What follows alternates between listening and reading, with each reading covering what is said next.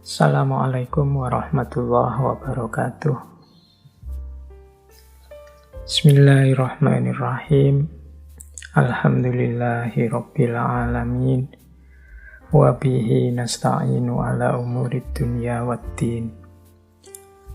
Allahumma sholli wa sallim wa barik ala habibina wa syafi'ina Sayyidina wa maulana Muhammadin wa ala alihi wa ashabihi wa man tabi'ahum bi ihsanin ila yaumiddin.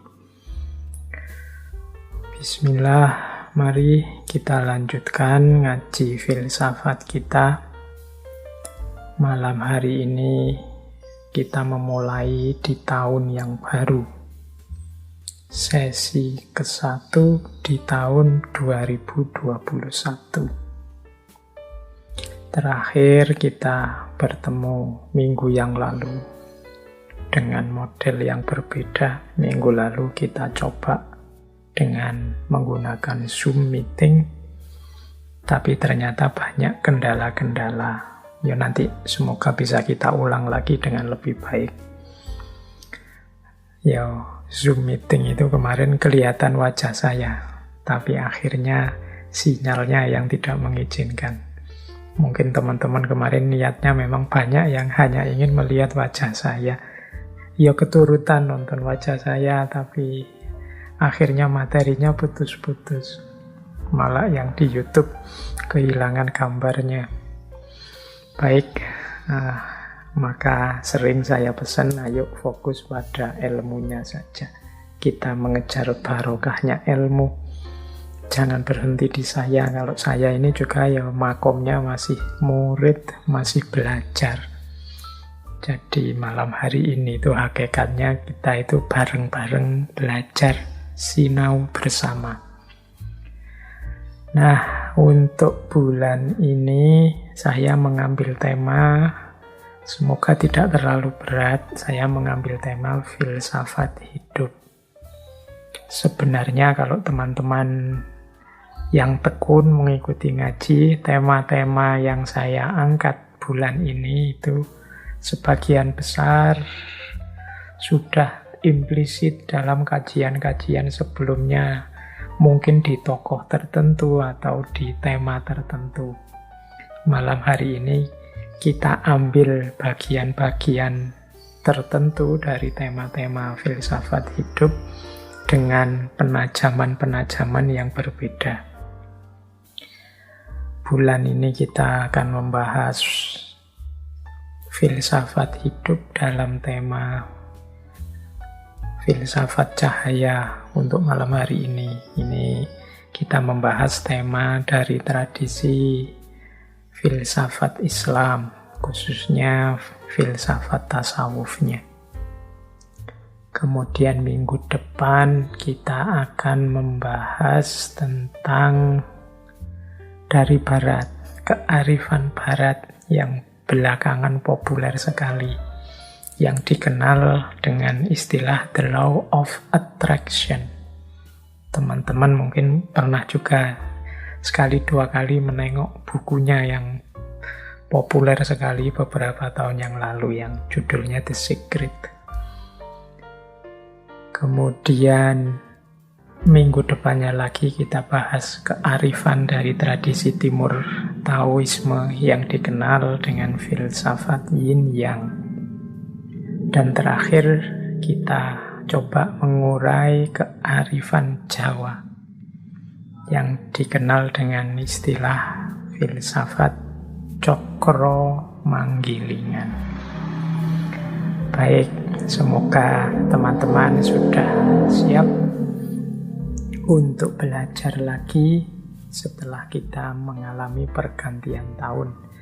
Semoga sudah tuntas dengan segala kegembiraan pergantian tahun dan segala kegelisahan karena pandemi yang tidak selesai-selesai. Mari kita mulai belajar saja, kita mencari hikmah-hikmah kearifan-kearifan hidup. Baik, malam hari ini kita akan membahas tentang falsafah cahaya.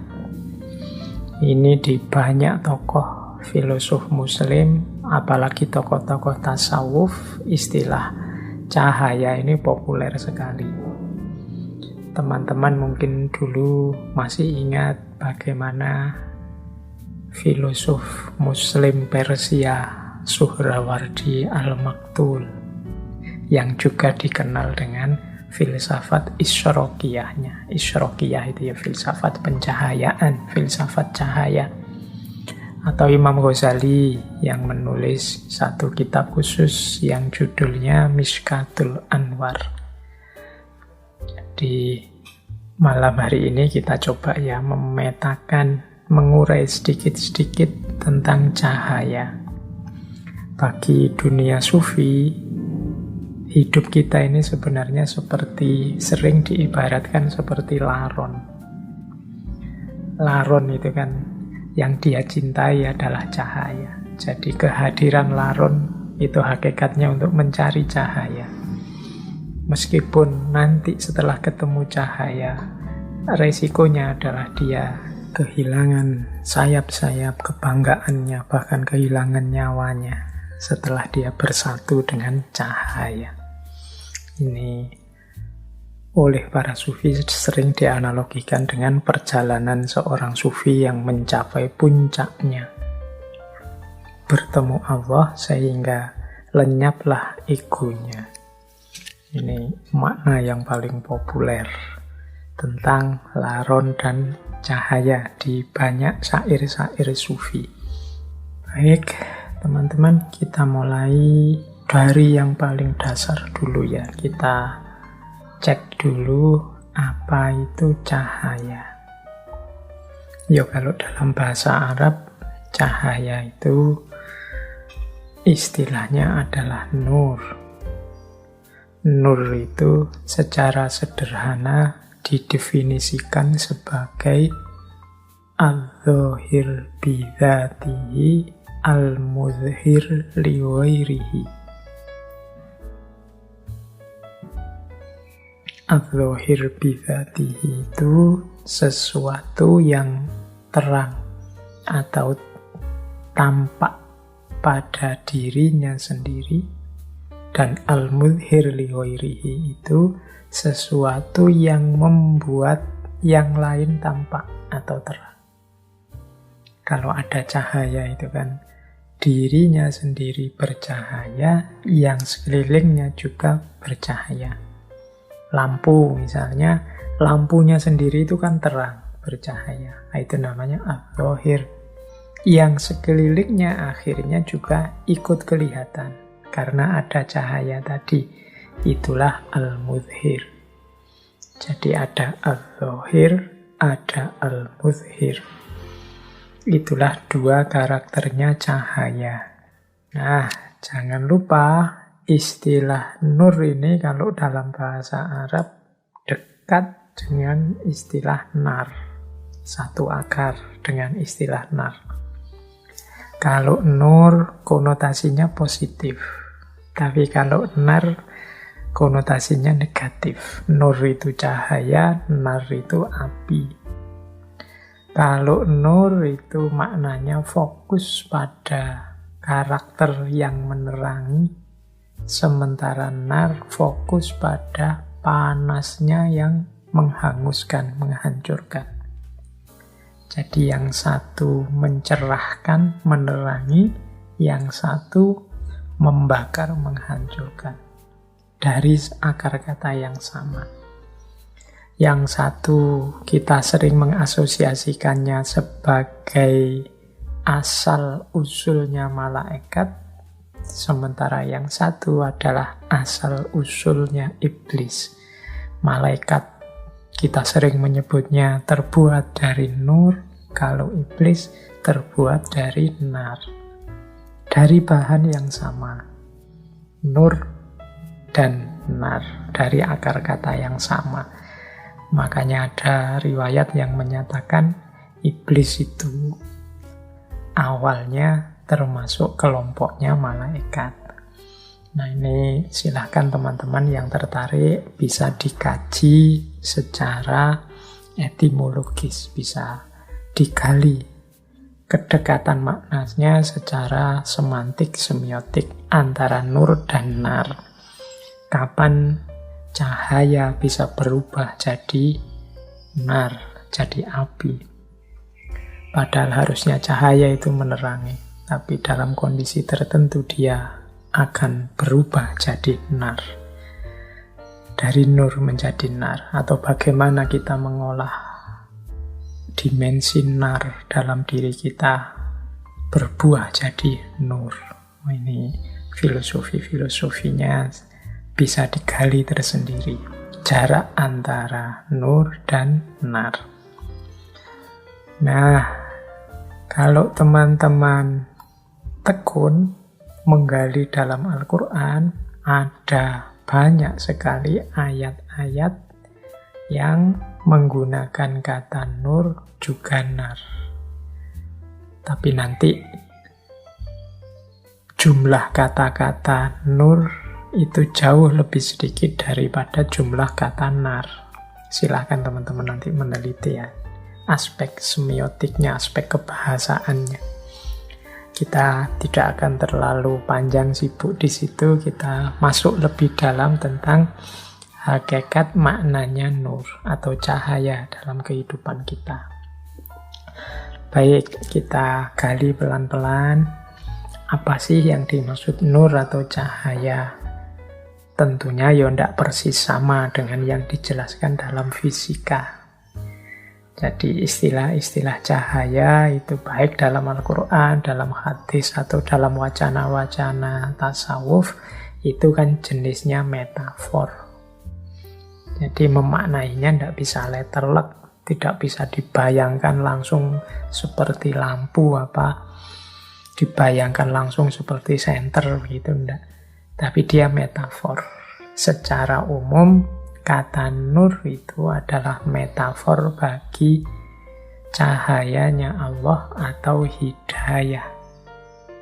Maka nanti banyak ayat-ayat dalam Al-Quran itu ketika menggunakan istilah nur, itu maknanya macam-macam. Karena hidayah Allah pada manusia itu bentuknya bisa macam-macam. Saya tidak membacakan satu demi satu ayatnya. Ya saya kasih contoh misalnya surat Al-Baqarah ayat 257. Allahu waliyul ladzina amanu yukhrijuhum minadh-dhulumati ilan nur. Allah adalah penolongnya orang-orang yang beriman yang mengeluarkan mereka dari kegelapan menuju cahaya. Nah, ini kan dari kegelapan menuju cahaya itu bukan kok terus dari tidak ada lampu nyari yang ada lampunya, tapi dari kebingungan hidup, dari tidak adanya sandaran, dari kehilangan rujukan kebenaran menuju cahaya. Berarti cahaya ini bisa dimaknai sebagai hidayah. Jadi petunjuk dari Allah. Allah yang mengeluarkan mereka dari kegelapan menuju cahaya. Ini kalau teman-teman ingat, dulu waktu kita ngaji Bu Gita Kartini, istilah minadh-dhulumati ilan nur ini kan yang menginspirasi tulisan-tulisan Ibu Gita Kartini yang nanti diberi judul Habis Gelap Terbitlah Terang. Nah, itu makna dari minadh-dhulumati ilan nur. Jadi ada banyak ayat-ayat cahaya yang secara umum artinya sebenarnya hidayah. Jadi hidayah itu berarti petunjuk dari Allah. Kita kan sering ya mendoakan teman kita dapat hidayah belakangan ini. Kalau ada orang yang menurut kita tidak karu-karuan, terus kita biasanya mengkritiknya dengan kalimat semoga engkau mendapat hidayah. Nah itu sebenarnya istilah hidayah itu sering digunakan metafor cahaya. Nah, metafor cahaya ini yang maknanya secara umum adalah hidayah. Kalau dalam Al-Quran macam-macam bentuknya hidayahnya Allah kepada manusia. Di catatan saya, kata-kata nur itu bisa punya beberapa arti yang semuanya konotasinya hidayah. Yang pertama di catatan saya, nur itu artinya ya Allah. Jadi termasuk dari ayat yang sangat populer tentang cahaya, yang Allahu nurus samawati wal ard. Jadi Allah adalah cahaya langit dan bumi. Jadi Allah lah yang memberi hidayah pada kita, yang memberi petunjuk kepada kita, justru Allah sendiri. Jadi maknanya ada kalanya cahaya itu ya Allah. Ada kalanya cahaya itu Rasulullah. Jadi petunjuk yang bisa kita ikuti antara lain ya Rasulullah. Bahkan dalam dunia tasawuf, teman-teman mungkin masih ingat dulu kita mengkaji Ibnu Arabi, mengkaji tokoh-tokoh sufi yang falsafi, itu ada istilah Nur Muhammad. Cahaya Muhammad. Nah, ini kehadiran Rasulullah saja itu sudah merupakan hidayah yang luar biasa bagi manusia. Apalagi tuntunan-tuntunan beliau, baik melalui Al-Quran maupun melalui hadis. Jadi yang kedua, maknanya nur atau yang dalam makna metafor hidayah itu ya Rasulullah sendiri. Yang ketiga, nur itu adalah Al-Quran. Jadi Al-Quran lah yang menjadi petunjuk, yang menjadi hidayah bagi kita. Yang ketiga, banyak ayat-ayat yang secara letterlek menyebut bahwa Al-Quran adalah cahaya. Misalnya surat An-Nisa ayat 174. Ya ayuhan nasu qad ja'akum burhanum mir rabbikum wa anzalna ilaikum nuram mubina. Nah, wahai manusia, sesungguhnya telah datang padamu bukti-bukti dari Tuhanmu dan telah kami turunkan padamu nuram mubina. Ini oleh para mufasir banyak diartikan sebagai Al-Quran. Jadi nur di situ maknanya Al-Quran. Ada kalanya juga nur itu berarti keimanan. Keimanan ini kan anugerah Allah pada kita. Itu juga hidayah. Jadi minadzulumati ilan nur, itu ada yang menerjemahkan ya dari kekufuran menuju keimanan. Maka hidayah atau cahaya itu bisa maksudnya adalah keimanan. Ada pula yang bisa dimaknai sebagai kebenaran. Ya semua yang di atas tadi hakikatnya sebenarnya juga kebenaran. Keimanan itu ya kebenaran. Al-Quran itu kebenaran. Allah, Rasulullah itu kebenaran. Tapi ada juga yang spesifik maknanya lebih pas. Ayat-ayat tentang cahaya itu kita maknai sebagai kebenaran. Kemudian yang keenam, ada kalanya juga nur itu bisa kita artikan sebagai ilmu. Jadi teman-teman mungkin masih ingat ya, ketika kita mengkaji Imam Syafi'i, kemudian ada istilah bi'annal ilma nurun. Ketahuilah bahwasanya sesungguhnya ilmu itu adalah cahaya. Ini ketika Imam Syafi'i mengadu pada Imam Waqi'. Jadi kalau ada kata-kata nur atau cahaya dalam Al-Quran, secara umum maksudnya adalah petunjuk atau hidayah untuk manusia. Nah, bentuknya hidayah itu secara spesifik itu ada kalanya maksudnya adalah Allah sendiri, ada kalanya maksudnya Rasulullah, ada kalanya maksudnya adalah Al-Quran, ada kalanya maksudnya adalah keimanan, ada kalanya maksudnya adalah kebenaran, dan ada kalanya maksudnya ilmu. Oke, jadi ini dasarnya kita pahami yang paling dasar dulu. tentang apa itu nur atau cahaya. Baik, ambil nafas sebentar. Ini semoga teman-teman tidak menganggap ini temanya terlalu berat. Setelah ini mungkin lebih ringan. Nah, ini saya akan minta bantuan Imam Ghazali melalui kitab beliau Mishkatul Anwar. Mishkat itu artinya ceruk atau lubang atau gua. Sehingga Mishkatul Anwar bisa diterjemahkan ceruk cahaya atau gua cahaya.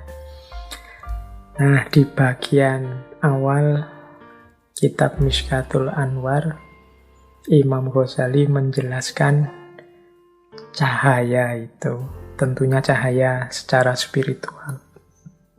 Maknanya beda-beda sesuai level orangnya. Imam Ghazali di banyak teorinya sering sekali membagi level manusia di 3 macam ini. Ada awam, ada khawas, ada khawasul khawas. Nah, bagi kelas-kelas manusia ini, cahaya itu beda-beda maknanya. Menurut Imam Ghazali, bagi orang awam, cahaya adalah sesuatu yang membuat sesuatu yang lain menjadi tampak atau kelihatan. Sarananya panca indera, khususnya mata. Nah, ini mungkin level kita ya awam. Jadi cahaya itu ya pokoknya terang. Cahaya itu bersinar. Cahaya itu pancaran tadi, gelombang elektromagnetik yang apa tadi, itu definisi awam. Jangan lupa, kadang-kadang orang awam ini ya memang terbatas begitu, sehingga Allah itu kadang-kadang menampilkan ayat-ayatnya tentang cahaya, menunjukkan bukti kuasanya tentang cahaya itu secara wadak, ya memang bermakna cahaya. Jadi karena bagi orang awam tertentu susah untuk memahami cahaya di level lebih tinggi. Yang ngertinya cahaya itu terang. Mungkin teman-teman sering lihat ya kalau dalam ilustrasi-ilustrasi yang tidak harus Islam, ilustrasi spiritual, mistik itu, tokoh-tokoh spiritual itu selalu digambar. Misalnya ada close up itu belakangnya dibikin terang bersinar seperti cahaya itu, dan di situ terus kita memaknai, oh ini bercahaya, orang suci. Mengapa gambarnya dibikin begitu? Ya karena yang dihadapi orang awam. Ngertinya bercahaya itu ya dibuat terang, belakangnya dibikin kayak ada lampunya dalam gambar, sehingga orang menganggapnya, wow, inilah orang suci yang wajahnya bercahaya atau kepalanya bersinar bercahaya. Nah, itu ilustrasi versi awam. Cahaya itu seperti itu. Kadang-kadang Allah juga menampakkan yang seperti itu. Misalnya kan ada riwayat Robi'ah Al-Adawiyah, itu sufi perempuan yang kita semua insya Allah kenal. Itu kan dulu dibebaskan oleh majikannya ketika suatu malam majikannya melihat beliau sedang beribadah dan bercahaya tubuhnya. Nah, ini cahaya yang semacam ini di kalangan sufi, di model orangnya kelihatan langsung cahayanya, itu pastinya seizin Allah untuk mengajari kita. Karena akal kita, penangkapan kita tidak nyampe dengan makna cahaya yang lebih dalam. Kita ngertinya cahaya itu ya murub, memancar, kelihatan nyata. Ada cerita yang terkenal sekali dalam dunia sufi. Jadi ada salah seorang sufi yang beliau ini gelarnya cahaya, An-Nuri. Nama lengkap beliau adalah Abu Husain Ahmad An-Nuri. Ini sufi besar, temannya Syekh Junaid Al-Baghdadi yang dulu pernah kita bahas. Jadi Syekh Abu Hasan Ahmad An-Nuri ini Mengapa digelari An-Nuri? An-Nuri itu berarti manusia yang bercahaya. Karena ada riwayat beliau ini kalau bicara, misalnya ruangannya gelap sehingga tidak kelihatan apa-apa, dari mulutnya keluar cahaya sehingga satu ruangan terus terang benderang. Mungkin pernah ada cerita beliau sedang berceramah atau memberi nasihat dan dalam gelap gulita, tapi dari mulut beliau keluar cahaya sehingga ruangannya jadi terang benderang. Ada riwayat begitu. Ada juga riwayat yang menyatakan ya beliau ini punya satu tempat khusus di tengah padang pasir untuk kholwat sepanjang malam. Nah, saat beliau kholwat ini di malam hari, tepat di atas tempat beliau kholwat itu memancar cahaya yang terang sekali. Oh, ini jadi dari dua pengalaman itu terus beliau digelari An-Nuri. Apa kalau tidak begitu beliau tidak dekat dengan Allah? Imam Abu Husain Ahmad ini, untuk siapa sih cahaya itu? Nah, kalau menggunakan teorinya Imam Ghazali tadi, cahaya yang memang wadak, kelihatan bercahaya, murub, itu sebenarnya untuk kita. Jadi itu bukti, itu mungkin ayat, itu mungkin petunjuk Allah untuk kita, untuk menunjukkan pada kita, untuk mengikuti kebaikan-kebaikan, mengikuti amal soleh, mengikuti beliau, para kekasihnya. Kalau para kekasih itu sendiri sebenarnya mungkin tidak butuh cahaya-cahaya yang semacam itu. Kitalah yang butuh untuk bisa mendeteksi di mana para kekasih Allah itu adanya. Nah, sehingga oleh Allah memang ditampilkan dalam bentuk wadak yang verbal, ada cahaya yang memancar. Nah, ini meladeni kita yang makomnya masih awam. Kita biasanya kalau ketemu yang luar biasa seperti itu kan baru terus ikut, baru terus percaya. Kalau tidak ada itunya tidak percaya duluan. Oke, jadi ini makna cahaya level pertama. Kita butuh ada cemelorotnya, kita butuh ada terangnya, ada memancarnya, baru kita percaya kehadirannya, tajallinya Allah. Itu makna dasar yang pertama. Ada makna kedua. Ini nur bagi khawas. Nur bagi khawas ini jalannya adalah pemahaman. Sarananya akal. Jadi ini menangkap kebenaran, menangkap hidayah. Nur tadi kan maknanya hidayah. Menangkap petunjuknya Allah dengan jalan akal. Bagi teman-teman yang tekun belajar, mencari ilmu, mengejar hikmah, ini sebenarnya kita sedang mencari cahaya, mencari hidayah di level kedua. Jadi level orang-orang khawas. Ya, saya tidak berani bilang bahwa kita ini ada di makom khawas. Ya, kita ini makomnya masih awam, berusaha naik untuk ke makom khawas. Ya, kita belajar ini sebenarnya semoga kita bisa naik levelnya sedikit ke makom khawas. Jadi memahami cahaya Allah lewat jalan akal, dengan jalan belajar, dengan jalan mencari guru, dengan jalan membaca kitab dan lain sebagainya. Nah, ini kita sebenarnya sedang mengejar cahaya di level khawas. Sarananya akal. Apa bisa? Bisa. Jadi akal kita itu ya perangkat yang istimewa, yang dianugerahkan oleh Allah. Pastinya juga bisa mencapai dan menemukan kebenaran. Oke, kalau ini level kedua. Ada level ketiga, yaitu makom khawasul khawas. Makom khawasul khawas ini kesannya yang kita pahami selama ini, kalau versinya Imam Ghazali selalu makom para kekasih Allah, orang-orang yang dekat dengan Allah. Nah, ini adalah orang yang menemukan cahaya lewat jalur sufi saat mereka mengalami kasyaf. Sarananya adalah kebebasan. Bebasnya akal dari khayalan, dari waham, dari pandangan-pandangan yang duniawi dan lain sebagainya. Jadi jiwanya bersih, isinya hanya Allah saja, maka dia bisa memantulkan cahayanya Allah dengan sempurna. Kalau ini namanya nur bagi khawasul khawas. Ini makom yang tinggi para kekasih Allah.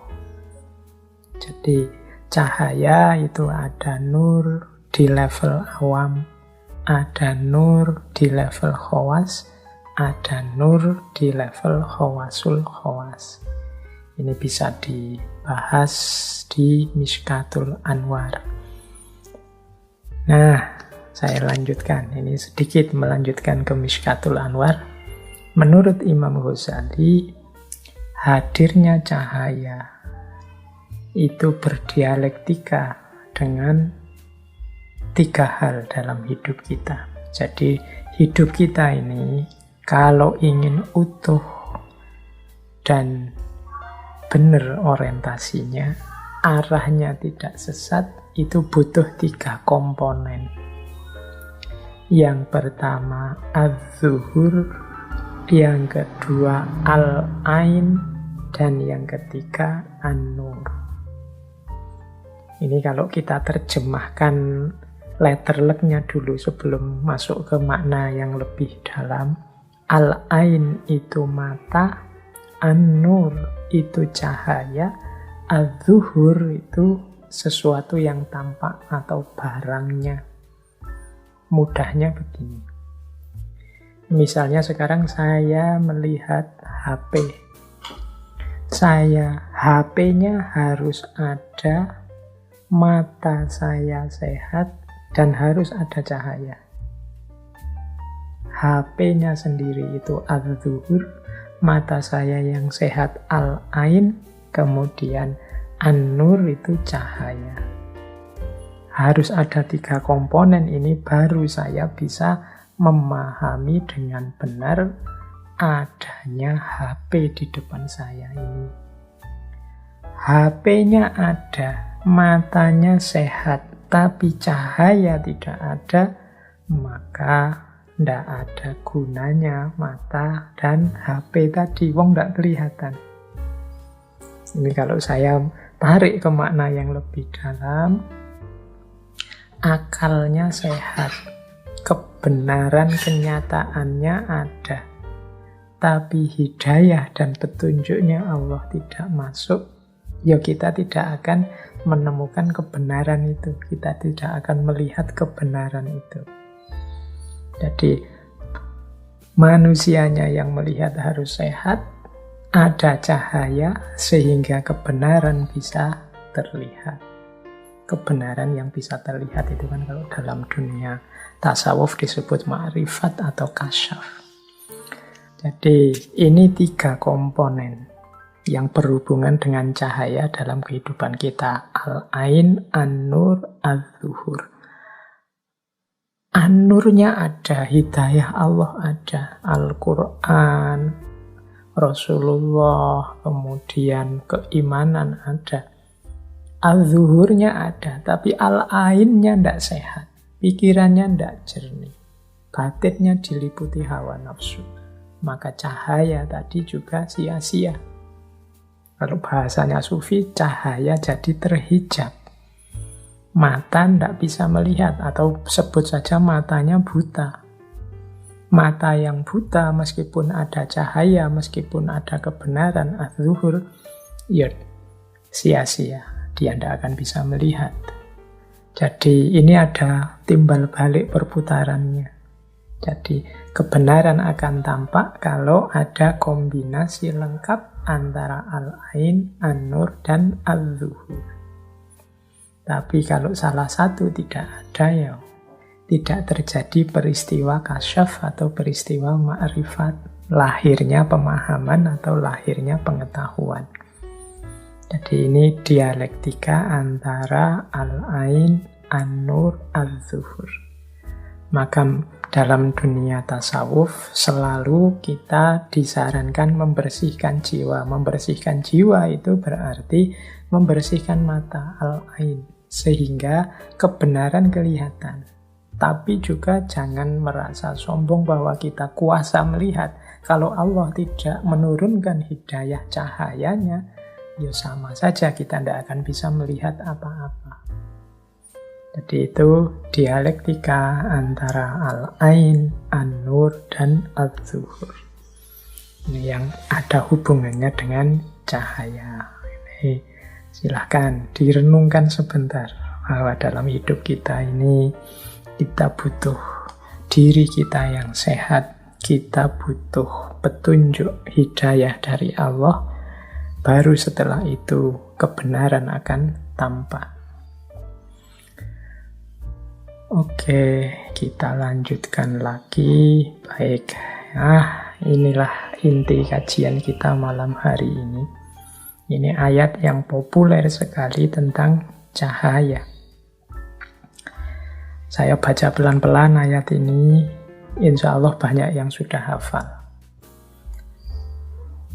Allahu nurus samawati wal ardi. Mathalu nurihi kamishkatin. Fiha misbah. Al-misbahu fi zujajah. As-zujajatu ka'annaha kaukabun durriyun. Yuqadu min syajaratin mubarakatin zaitunatil la syarqiyati wala gharbiyah yakadu zaituha yudhi'u walau lam tamsashu nar nurun ala nurin yahdillahu linurihi mayyasha' wa yadribullahul amsal linnas wallahu bikulli syai'in alim. Oke, kita artikan sebagian-sebagian dulu biar lebih mudah pahamnya. Jadi Allah adalah cahaya langit dan bumi. Perumpamaan cahayanya Allah itu seperti miskat. Yang di dalam miskat itu ada misbah. Yang misbah itu terletak di dalam zujajah. Zujajah itu bagaikan bintang yang bersinar, yang menyala karena pohon yang penuh barokah, sejenis zaitun yang tidak timur dan tidak barat, yang hampir saja minyaknya bercahaya meskipun tidak tersentuh oleh api. Cahaya di atas cahaya. Allah menunjukkan cahayanya bagi orang yang Dia kehendaki. Baik, kita maknai sebagian-sebagiannya.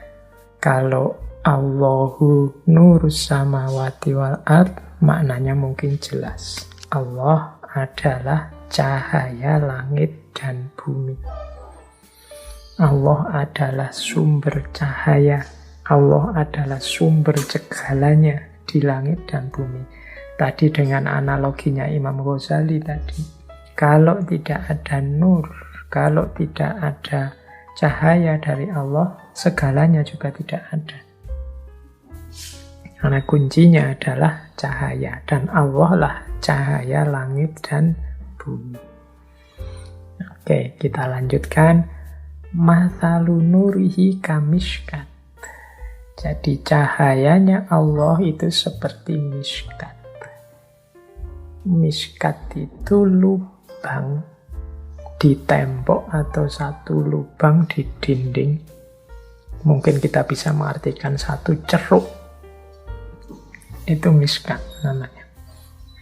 Jadi ya kalau dilihat di gambar itu ya, misalnya ada lampu yang menyala di dalam lubang di dinding, dalam satu miskat. Jadi ada lubang tertutup di dinding yang fiha misbah, di dalamnya ada lampunya. Al-misbahu fi zujajah. Lampu itu ada di dalam kaca. Berarti lampu itu yang dimaksud nanti nyala apinya itu kan lampu. Nah, lampunya sendiri terbuat dari kaca. Maka al-misbahu fi zujajah. Jadi ada satu lubang, kemudian di dalamnya ada lampu, yang lampu ini dikelilingi kaca. Yang kaca ini berkilau. As-sujajatu ka'annaha kaukabun durri. Kacanya yuk, kita ngerti kaca ya, kaca kan berkilau karena nanti dia memancarkan cahaya. Nah, setelah itu dari mana bahan bakarnya lampu ini? Dari syajarah mubarakah, zaitunah. Jadi pohon yang penuh berkah sejenis zaitun. Cirinya apa pohon ini? La syarqiyah wala ghurbiyah. Nah, jadi ini syajarah mubarakah. Dan ada satu ciri lagi, saking kuatnya minyak syajarah mubarakah ini, bahkan seandainya dia tidak disentuh, tidak dinyalakan, tidak disambar dengan api, dia sebenarnya sudah bisa menerangi. Saking kuatnya syajarah mubarakah atau minyak ini. Jadi yakatu zaituha yudhi'u walau lam tamsasunar. Jadi lampu ini minyaknya syajarah mubarakah. Nah, syajarah mubarakah ini karena dia sangat kuat, maka meskipun kita tidak menyalakannya dengan api, dia rasa-rasanya sudah bisa menyala sendiri. Itu maksudnya yakatu zaituha yudhi'u. Mungkin teman-teman bisa membayangkan dengan lihat gambar di slide yang saya bawa ini. Jadi ada miskat, misbah, zujajah, syajarah mubarakah. Ada banyak versi makna terhadap ayat ini. Saya bawa dua malam hari ini, yang satu dari Imam Ghazali karena tadi janjinya saya mengambil dari miskat. Tapi sebelum saya masuk ke miskat, ada makna yang populer. Jadi ayat ini dimaknai secara umum dengan model seperti ini. Jadi yang pertama miskat. Miskat itu yang tadi kita sebut gua tadi, atau ceruk di dinding. Secara umum maknanya miskat itu dunia batin atau rohaninya manusia. Mengapa disebut dunia batin? Ya kan batin kita kan agak di dalam, sama seperti ceruk tadi, dia agak masuk ke dalam, tidak di luar. Jadi miskat itu dunia batin kita, dunia rohani kita. Nah, dalam dunia rohani kita itu ada misbah. Misbah itu ada lampu yang menerangi. Ini yang tadi saya sebut hidayah, cahaya. Nah, tafsir-tafsir secara umum banyak mengartikan misbah itu ya keimanan dan juga Al-Quran. Tadi kan di atas saya jelaskan di antara makna cahaya antara lain ya keimanan, ya Al-Quran. Jadi yang menerangi batin kita yang di dalam ini adalah lampu yang jenisnya adalah keimanan atau Al-Quran. Berarti tanpa adanya keimanan, tanpa adanya Al-Quran, berarti dunia batin kita kehilangan hidayah dan dia akan gelap karena tidak ada lampunya. Nah, lampu ini dikelilingi oleh zujajah, kaca. Kaca inilah nanti yang memancarkan, membantu cahaya memancar lebih luas. yang bisa memancarkan cahaya. Itu bantuan dari zujajah. Zujajah ini biasanya diartikan hati kita, kolbunya manusia. Makanya ada ulasan bahwa hati itu kuncinya manusia. Kalau kolbunya kotor, ibarat zujajah kaca tadi, maka dia gelap, dia kotor. Banyak tertutup oleh kotoran. Kalau dia tertutup oleh kotoran, ya sinarnya misbah tadi tidak akan bisa memancar keluar. Jadi keimanan kita, hidayah dari Al-Quran tadi tidak bisa memancar keluar. Kita tidak akan mendapat petunjuk dari sana. Kenapa? Hati kita kotor. Ibaratnya zujajah tadi, kacanya kotor. Kalau kacanya kotor, ya tidak bisa kita memanfaatkan lampu tadi, cahaya tadi. Bukan karena lampunya tidak ada, bukan karena Allah tidak mau lagi memberi hidayah atau petunjuk pada kita, tapi hati kita sendiri yang kotor, kacanya sendiri yang kotor, sehingga lampunya tidak memancar keluar. Nah, syajarah mubarakah yang tadi disebut minyaknya, yaitu sumber dari Allah langsung. Syajarah mubarakah ini kan yang menyalakan misbah. Misbah tadi kan apinya lampu itu. Apinya lampu itu asalnya dari mana? Itu kalau pakai bahasa metafornya tadi, itu kan lampu itu kan tadi sumber simbol dari keimanan dan Al-Quran. Dari mana sih asalnya keimanan dan Al-Quran? Itu berarti kan sumbernya keimanan, sumbernya Al-Quran, atau sumbernya cahaya, yaitu wahyu Allah sendiri. Jadi itulah cahaya dari Allah langsung. Karena keimanan dan Al-Quran nyambung langsung ke Allah, itulah minyaknya. Oke, jadi keimanan dan Al-Quran yang ada di hati kita akan tetap bercahaya. Syaratnya, minyaknya tetap banyak, tetap ada, dan zujajahnya tidak gelap. Kita nyambung terus dengan Allah, dan kolbu kita jernih. Maka keimanan dan Al-Quran itu akan memberi banyak hidayah dalam hidup kita. Lah terus maksudnya yakadu zaituha yudhi'u walau lam tamsashu nar. Itu maksudnya apa? Kalau makna secara umum biasanya diartikan seakan-akan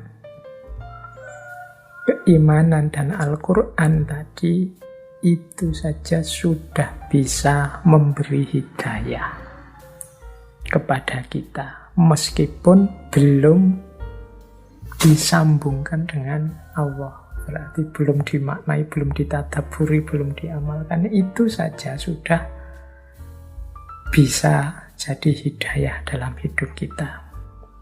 Apalagi dia dinyalakan dengan apinya Allah. Kita sambungkan hati kita dengan Allah langsung. Maka dia akan semakin menjadi hidayah dalam hidup kita. Jadi itu meskipun tidak kita Al-Quran dan keimanan itu, meskipun hanya kita percayai saja, tidak kita kelola secara mendalam, ini kan biasanya dimaknai begitu, dia sudah bisa jadi hidayah. Tapi jangan takut, Allah dalam posisi syajarah mubarakah selalu menambahkan apinya, sehingga misbah semakin terang, petunjuk selalu hadir dalam hidup kita.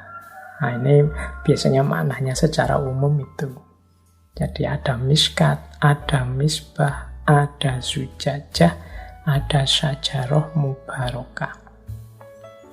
Yakadu zaitu ayuti walau lam tamsasunar. Seakan-akan Al-Quran itu sudah memberi hidayah meskipun belum dibaca, belum dihafal, belum ditadaburi, belum diamalkan.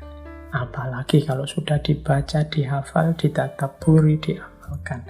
dia akan semakin memberi hidayah kepada kita. Jadi ada makna yang seperti ini. Baik, ini makna umum ya, yang banyak kita temukan di tafsir-tafsir. Sekarang kita coba masuk ke makna dari Imam Ghazali dalam Mishkatul Anwar. Nah, kita mulai. Menurut Imam Ghazali, ini saya awali dari Allahu nurus samawati wal ard. Ini dalam Mishkat dijelaskan maksudnya Allahu nurus samawati wal ard itu Allah lah satu-satunya yang bisa disebut cahaya yang sejati. Yang lain hanya cahaya yang sifatnya alegori. Allah lah yang mencahayai segalanya dan tidak butuh cahaya apapun yang lain karena Allah adalah sumber segala cahaya. Sementara yang lain membutuhkan cahaya dari Allah. Nah, ini dimaknai secara luas bahwa Allah lah sebenarnya yang betul-betul ada. Atau kalau pakai istilahnya Ibnu Sina, yang wajibul wujud. Dia adanya itu sifatnya wajib. Tidak mungkin dibayangkan tidak ada. Karena dia adanya wajib. Sementara semua wujud yang lain ini hanya mungkinul wujud. Keberadaannya hanya pinjaman dari adanya Allah. Jadi Allahu nurus samawati wal ard itu berarti semua ada yang selain Allah itu membutuhkan cahaya dari Allah. Kalau kita hadir, kalau kita bercahaya, hakikatnya adalah kita sedang meminjam atau mendapatkan anugerah cahaya dari Allah. Oke, jadi itu maksudnya Allahu nurus samawati wal ard. Nah, sekarang tentang Mishkat, Misbah, Zujajah. Imam Ghazali memaknai Mishkat itu sebagai ar-ruh al-khisas. Daya khis, daya indrawi. Jadi Mishkat itu fisik indrawi kita, panca indera kita. Mengapa kok disebut Mishkat? Ya Mishkat itu tadi kan lubang atau ceruk seperti saya sebut tadi. Panca indera kita itu kan ya modelnya memang lubang-lubang atau ceruk.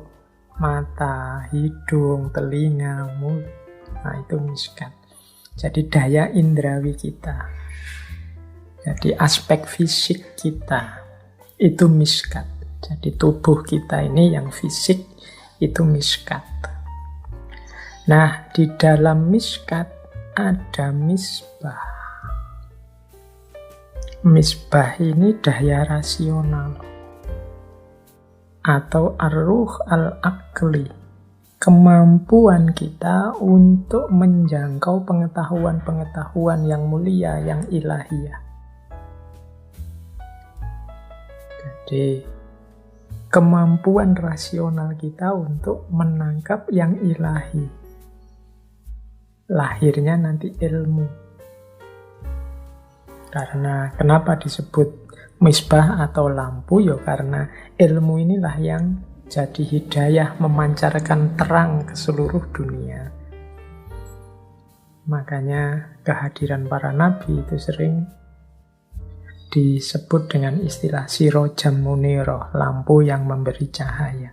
Itu karena mereka punya daya rasional, itu misbah. Jadi dalam tubuh fisik kita ada daya intelijensi, daya rasional yang dia mampu menangkap pengetahuan-pengetahuan yang mulia dan ilahiyah. Nah, ada Zujajah. Zujajah ini kalau Imam Ghazali mendefinisikannya ar-ruh al-khoyali atau daya imajinasi. Ar-ruh al-khoyali inilah nanti yang menyambung antara dunia rasional dengan dunia dunia rasional tadi kan misbah. Kalau dunia indrawi miskat. Yang menyambung antara miskat dengan misbah itu zujajah. Dunia khoyali atau daya imajinasi. Zujajah nanti yang bisa memancarkan misbah pada miskat. Bisa menyambung antara ranah ilahiyah, gagasan-gagasan ilmiah rasional dalam kehidupan nyata. Sehingga tidak sia-sia, tidak kacau balau ilmu dan pengetahuan kita.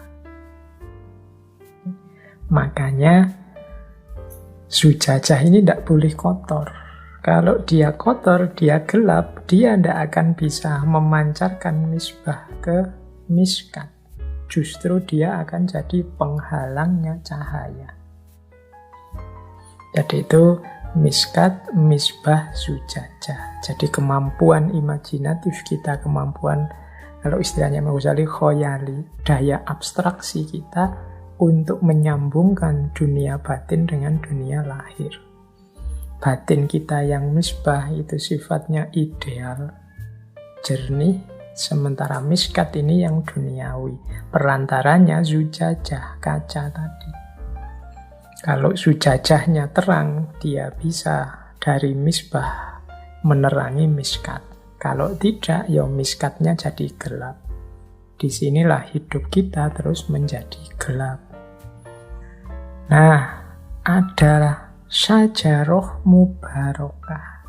Syajaroh mubarokah itu dalam bahasanya Imam Ghazali ilmu jiwa reflektif atau ar-ruh al-fikri. Kenapa pakai istilah syajaroh mubarokah? Ya, karena ibaratnya seperti pohon. Pohon itu kan nanti dimulai dari akar, kemudian muncul batangnya, kemudian muncul cabangnya, kemudian muncul rantingnya, dan seterusnya.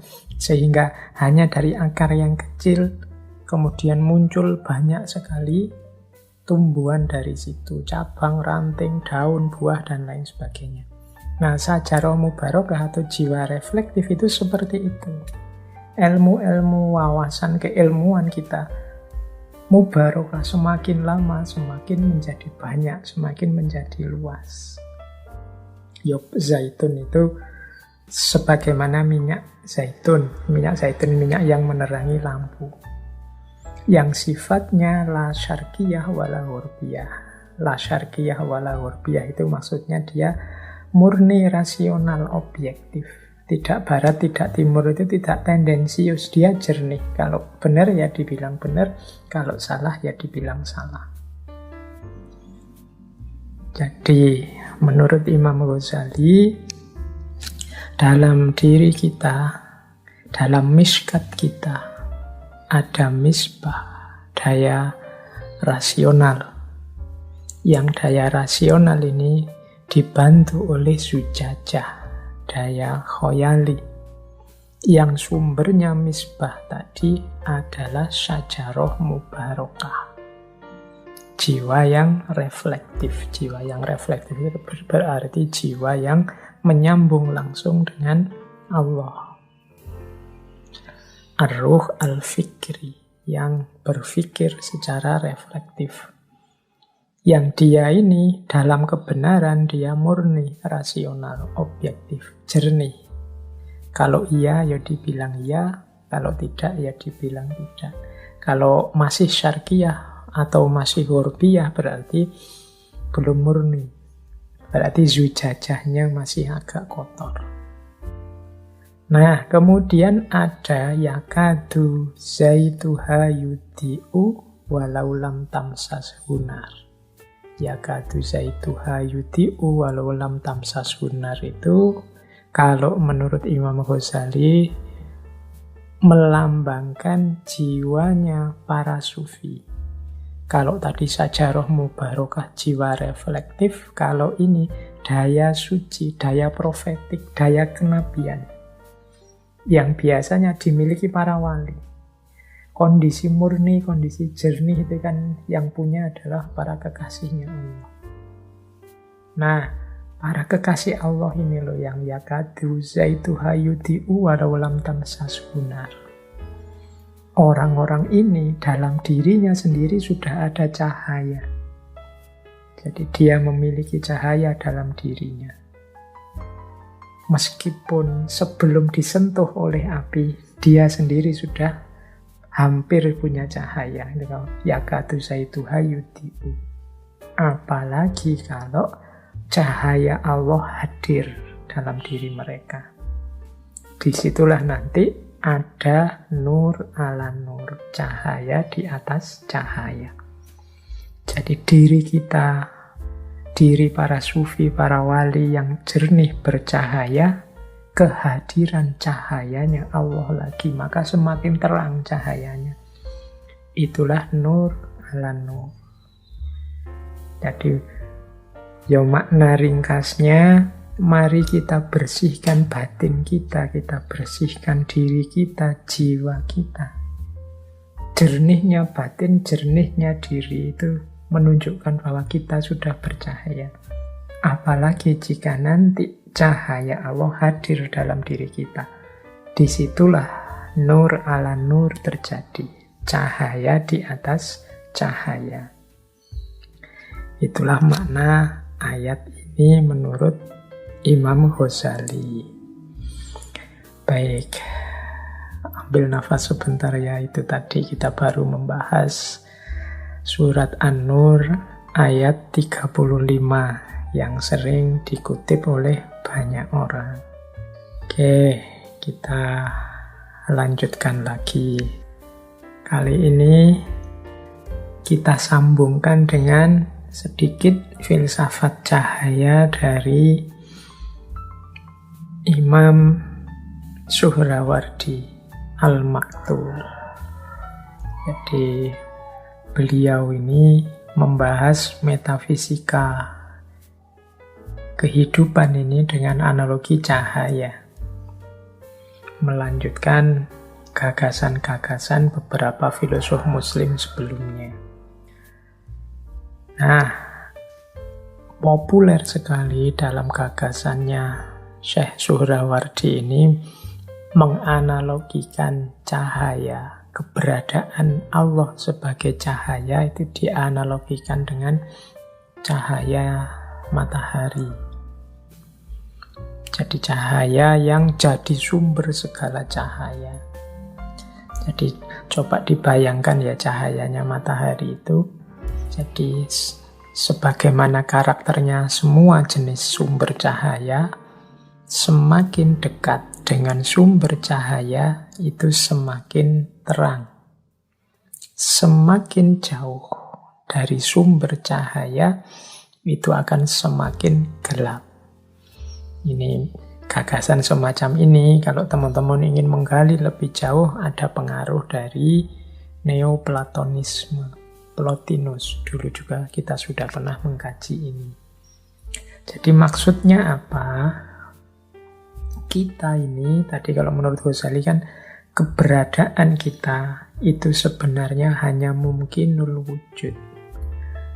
Karena pinjaman cahaya dari Allah lah maka kita ini ada. Berarti apa? Kalau ingin cahaya kita semakin terang, harusnya kita semakin mendekat pada Allah, yang itu adalah sumber segala cahaya. Jadi kalau dianalogikan dengan matahari, ya kalau kita semakin jauh dari matahari, kita akan semakin gelap, karena semakin jauh dari jangkauan cahaya. Semakin kita mendekat ke matahari, semakin kita akan terang. Maka level batin kita ditentukan oleh dekat tidaknya kita dengan Allah. Disitulah terjadi gradasi cahaya. Gradasi cahaya, gradasi itu kan diawali dari terang, kemudian tambah lama, tambah gelap, tambah gelap. Nanti dikembangkan juga gradasi cahaya ini berhubungan dengan tingkatan wujud. Wujud yang semakin jauh dari pusat cahaya ya wujud yang semakin gelap. Wujud yang semakin dekat dengan cahaya, wujud yang semakin terang, semakin hakiki. Semakin jauh dari cahaya, semakin semu. Nah, jadi ada hubungannya dengan gradasi cahaya dan tingkatan wujud. Hidup kita ini selalu ditekankan ilaihi roji'un, kembali lagi pada Allah. Minggu yang lalu kita panjang lebar membahas misi ilaihi roji'un ini. Berarti apa? Kita berupaya untuk kembali pada pusatnya cahaya, yaitu Allah. Jadi inilah pandangan yang berhubungan dengan cahaya. Jadi dianalogikan dengan matahari. Jadi batin kita semakin dekat dengan Allah akan semakin terang. Tapi semakin dia terhijab, semakin jauh dari Allah, dia akan semakin gelap. Maka pastikan perjalanan kita itu selalu ilaihi roji'un. Berarti perjalanan yang senantiasa menuju cahaya, bukan perjalanan yang menjauh dari cahaya. Semakin dekat dengan cahaya, semakin naik level wujud kita. Makanya manusia itu ada yang disebut ahsanut taqwim, ada yang disebut asfala safilin. Asfala safilin itu berarti manusia yang semakin jauh dari cahaya, semakin jauh dari Allah. Ahsanut taqwim berarti yang semakin dekat, semakin dekat, semakin dekat dengan Allah. Itu tingkatan wujud. Nah, teori wujud ini nanti kalau disambungkan lagi dengan teori penciptaan yang dalam tradisi filsafat Islam dikenal sebagai emanasi, ya penciptaan dunia itu sifatnya memancar dari Allah. Itu sebagaimana cahaya yang memancar. Sehingga ciptaan-ciptaan paling awal, yang paling dekat dengan Allah, ini yang paling terang, paling hakiki. Semakin jauh dari Allah, semakin gelap, semakin gelap. Maka tugasnya yang semakin jauh, termasuk manusia, itu mendekat ke Allah. Menuju pada ranah kehidupan yang lebih hakiki, lebih dekat dengan Allah. Ini kalau dalam dunia tasawuf nanti ada pandangan Nur Muhammad. Nur Muhammad itu limpahan pertama cahaya dari Allah. Berarti dia paling dekat, wong dia yang paling pertama. Berarti di antara semua makhluknya Allah, Nur Muhammad ini yang paling hakiki. Itu nanti kalau disambungkan ke sana. Jadi baik, ini juga diulas panjang lebar oleh Syekh Suhrawardi Al-Maktul. Jadi untuk kita pedomani saja apakah hidup kita ini sedang menuju cahaya atau menjauh dari cahaya. Seperti saya ilustrasikan tadi, kadang-kadang kita mendekat pada cahaya itu ada resiko kita kehilangan sayap-sayap kebanggaan kita. Karena kita harus membunuh ego kita untuk tenggelam dalam samudera cahayanya Allah. Bahkan mungkin sebagaimana laron-laron yang mendekat ke lampu, kita kehilangan keakuan, kehilangan kedirian kita. Itu yang dialami oleh para sufi. Tapi jangan lupa kerinduannya laron memang hakikatnya mencari cahaya. Dalam lenyapnya diri dia menemukan kebahagiaan yang puncak dan sejati. Itu pandangan dari ranah sufistik. Oke, baik.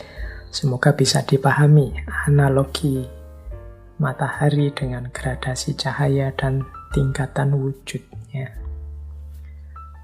Baik, kita lanjutkan lagi. Ini ada quotes yang terkenal sekali dari Syekh Suhrawardi Al-Maktul tentang cahaya dan cermin ini. Zujajah tadi ya. Menurut Imam Suhrawardi, engkau hanya kaca, bukan cahaya. Jadi tadi saya bilang, yang hakiki dalam cahaya itu hanya Allah. Kita ini hanya dipinjami cahaya oleh Allah. Nah, dalam analoginya, Syekh Suhrawardi ini sebagaimana cermin, sebagaimana kaca. Jadi kita ini hanya kaca. Kita ini bukan cahaya. Yang punya cahaya itu Allah. Allah meminjamkan sedikit cahayanya pada kita. Kalau kaca diri kita, kaca batin kita jernih, maka dia akan memantulkan kejernihan cahayanya Allah. Tapi kalau batin kita kotor, ya cahaya itu tidak terpantul dari diri kita. Dengan makna yang lebih luas, segala prestasi, keindahan, kebaikan, kedahsyatan diri kita sebagai manusia itu hanya memantulkan pinjaman daya dan kekuatan dari Allah saja. Jadi kita hanya kaca yang memantulkan cahayanya Allah, bukan daya dan kekuatan kita yang sejati, bukan cahaya kita sendiri, tapi pinjaman dari cahaya dan kekuatan dari Allah. Nah, ilustrasinya kaca dan cahaya tadi. Jadi kita ini hanya kaca, bukan cahaya, berarti kita hanya memantulkan cahayanya Allah. Analogi yang mudah ya coba diperhatikan para walinya Allah atau para nabi, khususnya Rasulullah. Di situ saya uraikan bagaimana Kanjeng Nabi Muhammad itu contoh mudah untuk kita menjelaskan perumpamaan kaca dan cahaya tadi. Jadi cahaya ilahi yang luar biasa bertemu dengan Rasulullah yang jernih, yang terang, yang tidak ada kotor sama sekali dalam dirinya, maka cahaya itu, cahaya ilahi itu, kemudian dipantulkan oleh Rasulullah ke seluruh alam semesta. Disitulah terjadi momen rahmatan lil alamin, bahwa kehadiran Kanjeng Nabi adalah rahmat bagi seluruh alam semesta. Karena Kanjeng Nabi mampu memantulkan cahayanya Allah dengan sempurna. Jadi sebagaimana cermin yang menghadap matahari, kalau cermin ini sangat jernih, maka dia bisa memantulkan cahaya matahari dengan luar biasa terang. Nah, itu ilustrasinya. Maka sejauh mana kita bisa memanifestasikan dalam hidup kita diri kita sebagai rahmatan lil alamin, berarti sejernih apa kaca diri kita, sejernih apa batin kita yang mampu memantulkan cahaya Allah yang hadir dalam diri kita. Disitulah nanti akan terjadi rahmatan lil alamin. Mengapa hari ini rasanya kok agak berat mewujudkan yang rahmatan lil alamin ini? Mungkin karena kaca cermin kita kurang jernih. Jadi kita sibuk dengan banyak hal-hal lain yang menjadi hijab, sehingga kaca kita gelap. Ketika kaca kita gelap, maka dia tidak bisa memantulkan cahaya. Ya kalau kaca itu bayangkan kaca ketutup kotoran-kotoran, dari warnanya putih jernih jadi hitam. Kalau teman-teman memberi cahaya ke atas kaca yang hitam itu, ya tidak akan ada pantulan apa-apa. Tidak akan merefleksikan apa-apa. Maka butuh dibersihkan dulu kacanya, baru kita mampu memantulkan cahaya, baru kita mampu rahmatan lil alamin. Makanya sering di banyak kesempatan saya mendorong teman-teman untuk secara aktif introspeksi diri, secara aktif muhasabah.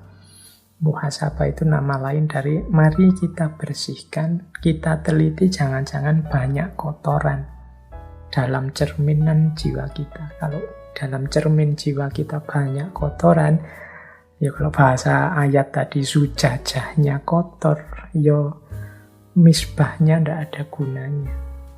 Setinggi apapun akal pikiran, sedahsyat apapun hidayah dari Allah dalam bentuk Al-Quran, dalam bentuk kebenaran, keimanan, tuntunan Kanjeng Nabi, ndak ada gunanya karena cermin kolbu kita yang kotor. Jadi di titik inilah sebenarnya kuncinya filsafat cahaya. Jadi bagaimana kita memantulkan cahayanya Allah ke seluruh alam semesta. Ini sebenarnya tugas kita.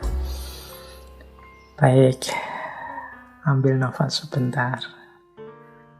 Semoga sedikit banyak sudah ada yang bisa ditangkap dari yang saya sampaikan malam hari ini. Titik-titik kunci dari bahwa hakikat hidup kita adalah merindukan cahaya dan mencari cahaya. Namun itu tidak ada gunanya kalau batin kita kotor. Karena ketika batin kita kotor, keruh, maka cermin jiwa kita tidak akan bisa menangkap cahaya, apalagi memantulkannya.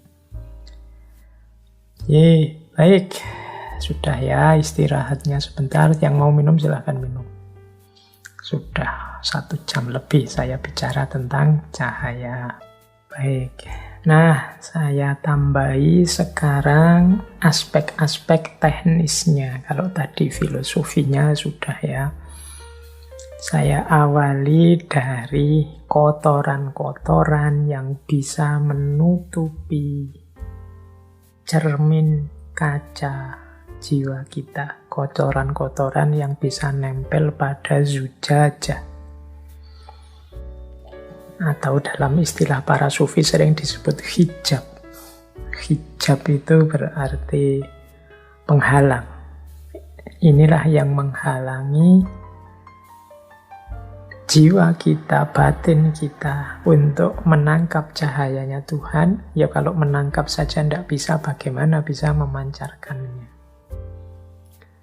Yang pertama, ini yang PR berat kita ini. Ini sebenarnya levelnya paling rendah sih, tapi kita masih sering terjebak di sini, yaitu dosa dan maksiat. Kalau teman-teman tekun mengikuti kajian-kajian tentang Imam Ghazali itu sering mengilustrasikan dosa atau maksiat itu setiap kali satu dosa, satu kemaksiatan kita lakukan, itu ibarat kita nempel satu titik gelap, satu titik kotor dalam kolbu kita. Nambah dosa lagi, nambah satu titik lagi.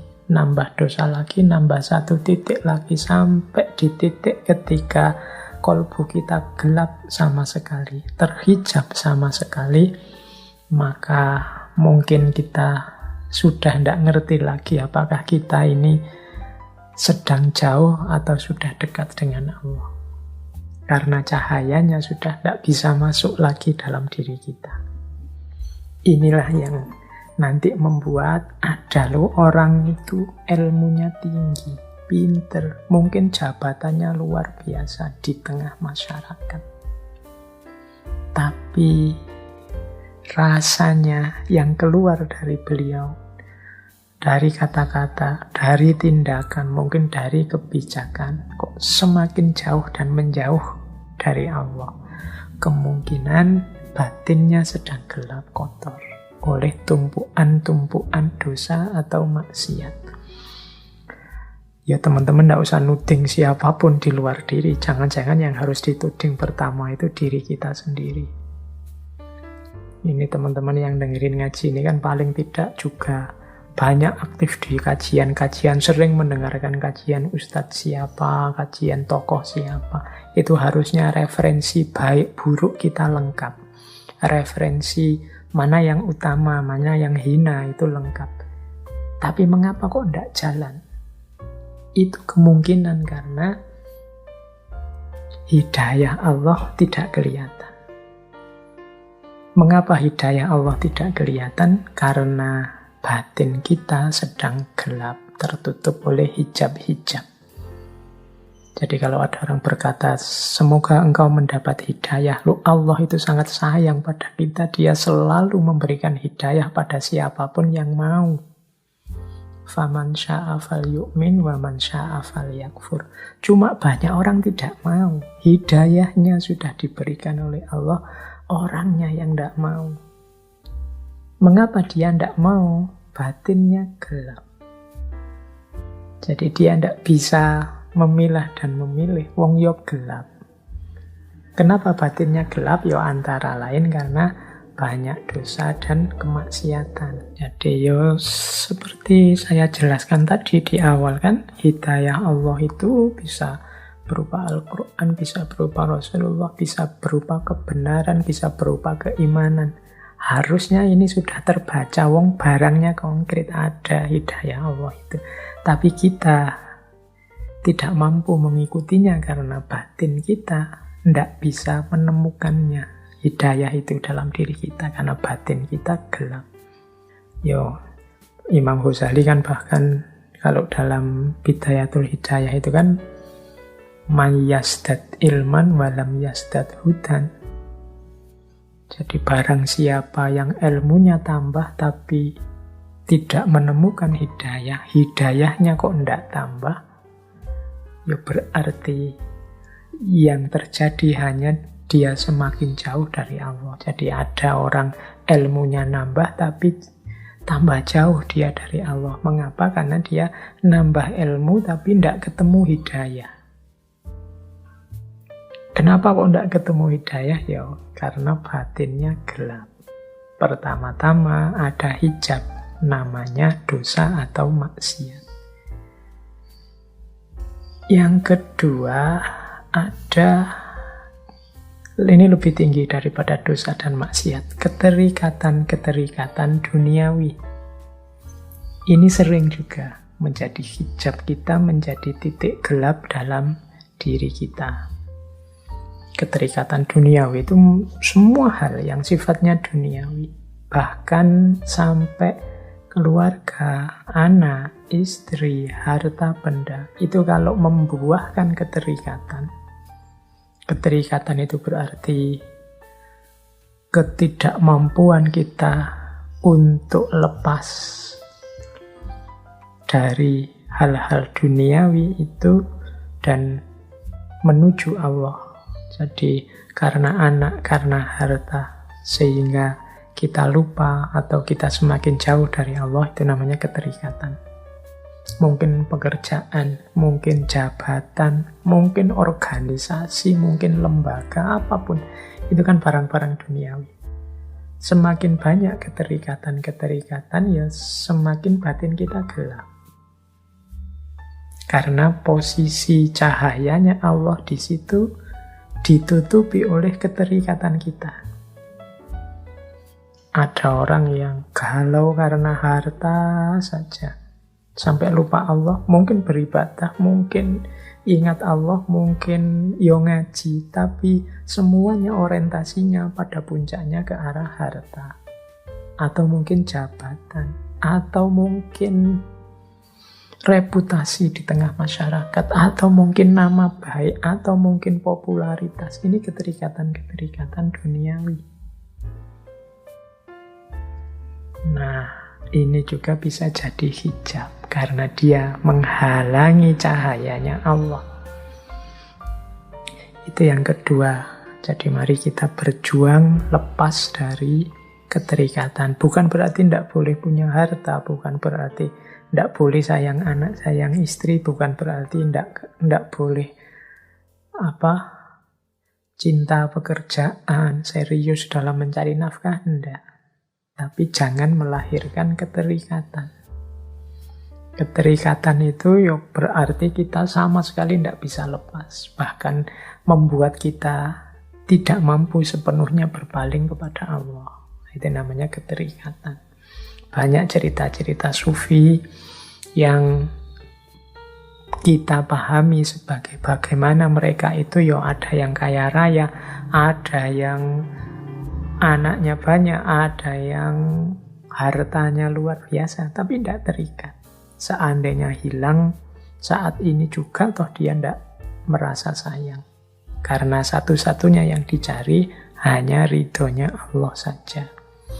Nah, itu hijab yang kedua. Ini sebenarnya lebih tinggi daripada sekedar dosa dan maksiat. Kalau dosa dan maksiat ini paling dasar.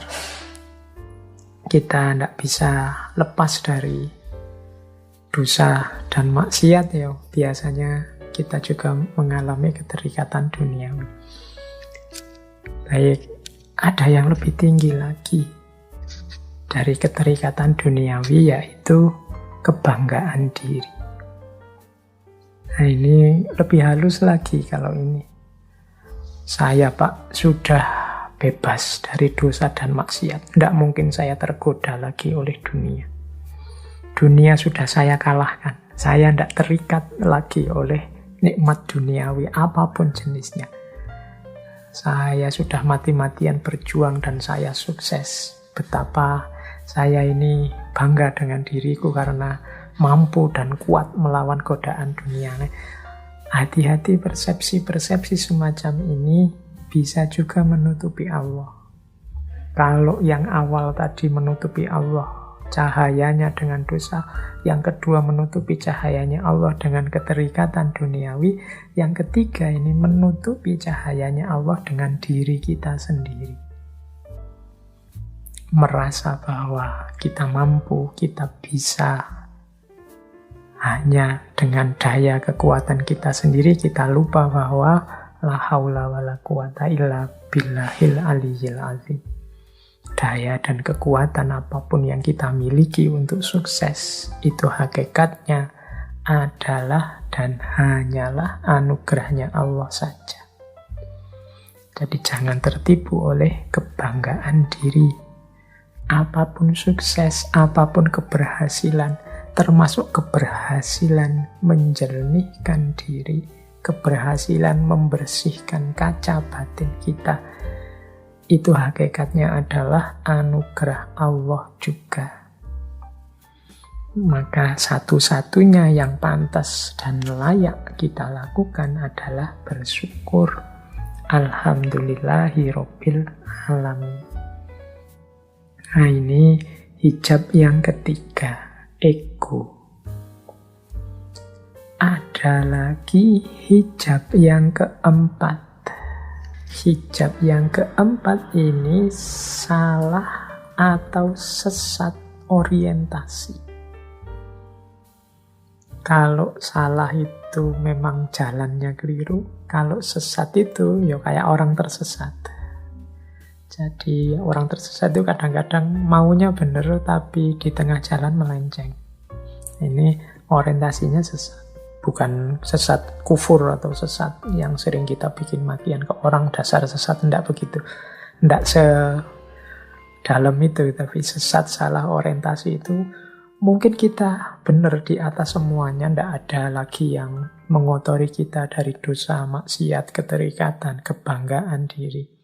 Sehingga kita mulia di hadapan Allah, kita menempuh jalan yang lurus. Tapi ada kalanya Allah menguji kita dengan beberapa kenikmatan atau kesulitan. Sehingga tidak sadar kita sesat orientasinya. Arahnya tidak Allah lagi. Nah, ini juga jadi hijab. Ya, saya contohkan begini. Misalnya, amal baik, sedekah. Kita tekun bersedekah, membantu fakir miskin, membantu orang ikhlas, sama sekali tidak ada pamrih apapun. Akhirnya oleh Allah, rezeki kita dilipat gandakan seperti janjinya. Kita tambah kaya, tambah kaya. Nah, begitu sadar bahwa Allah ini melipat gandakan hartaku karena aku rajin sedekah dengan ikhlas.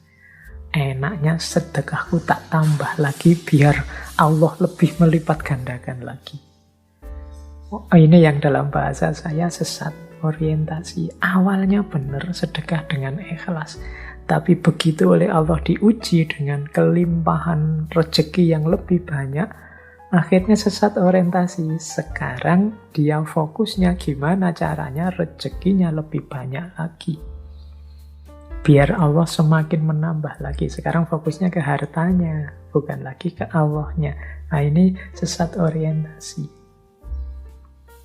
Mungkin kita beribadah, apalah tahajud, puasa, Senin Kemis, duha, pokoknya amal ibadah kita luar biasa. Sehingga oleh Allah kemudian kita diuji dengan karomah-karomah kecil.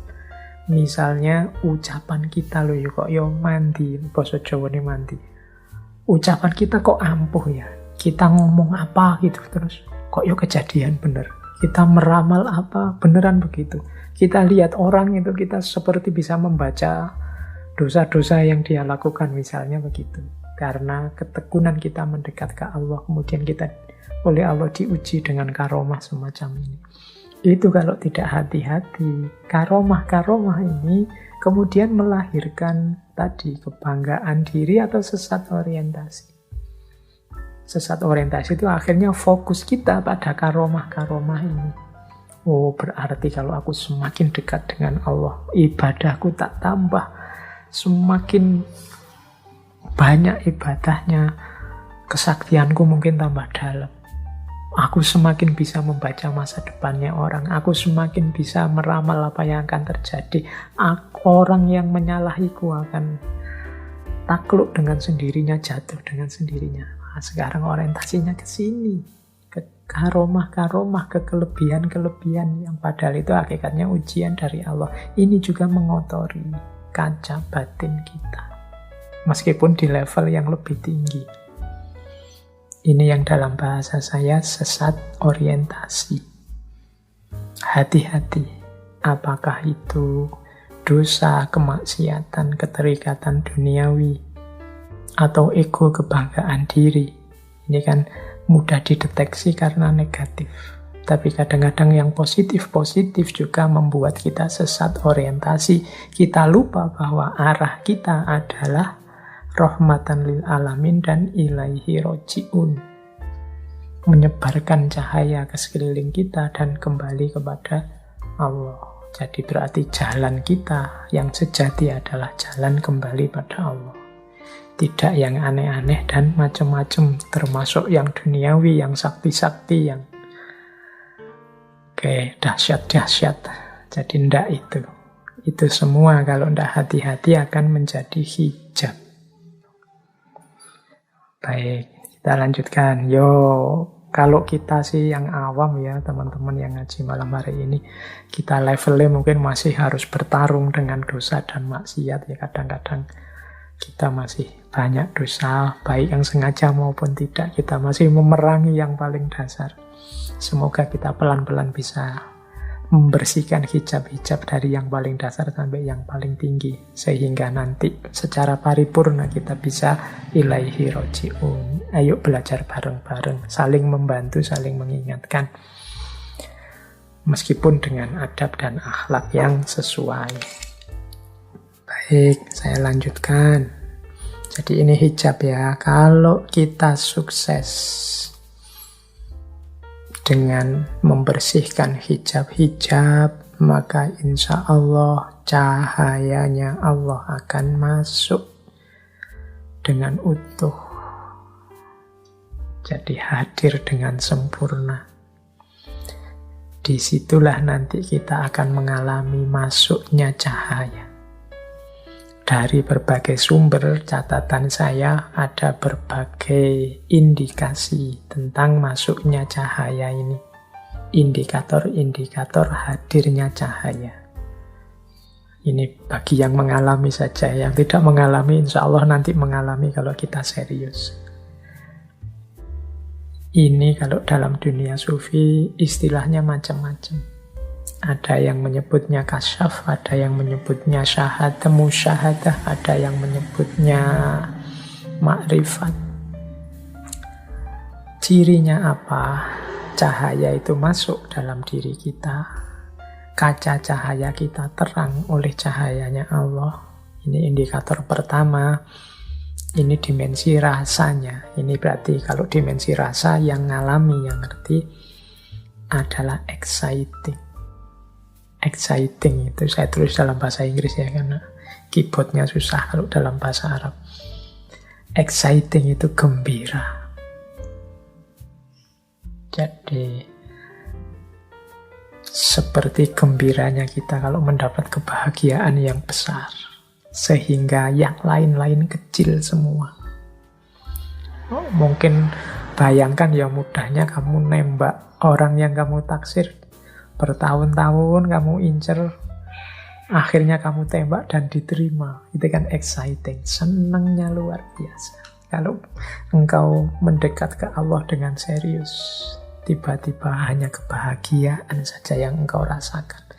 Tidak ada lagi keluhan-keluhan, tidak ada lagi komplain-komplain dengan situasi real hidupmu. Kemungkinan cahayanya Allah sudah menyusup masuk dalam dirimu.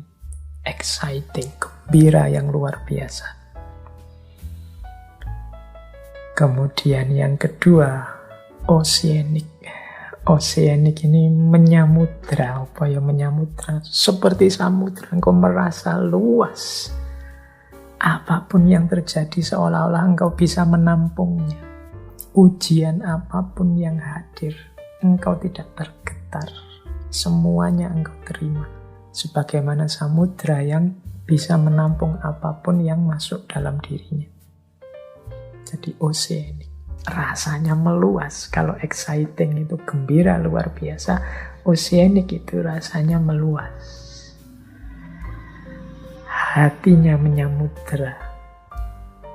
Fenomena apapun, peristiwa apapun dalam hidup mampu ditampung dalam dirinya tanpa ada keluhan, tanpa ada protes.